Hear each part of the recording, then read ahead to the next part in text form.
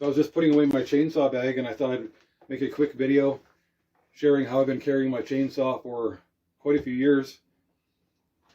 I just picked up this duffel bag. It's quite large, and I can fit everything in here. So when I go cut firewood, I can just grab the bag and go. It has everything I need.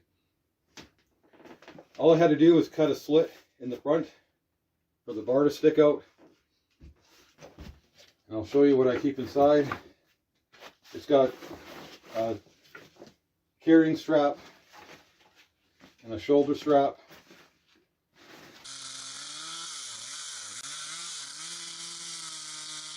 I try to pack as minimal as possible because, you know, this can get quite heavy. So on the inside, I keep these impact resistant gloves. They're high vis, so you don't lose them.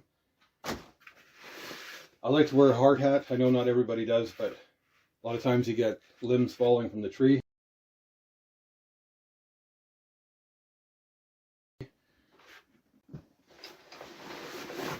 I'm a big believer in chaps. And of course, there's my Poulan 14-inch chainsaw. I keep my bar oil in there, and usually I keep a can of the premix 50-to-1 ratio gas as well. I just ran out recently. And on the bottom of this duffel bag, I have a baking sheet that fits in there nicely. And it helps the bag keep its shape, and it'll catch any leaks in case there is any. And on the front, there's this little pouch here. I have safety glasses, hearing protection, chainsaw wrench,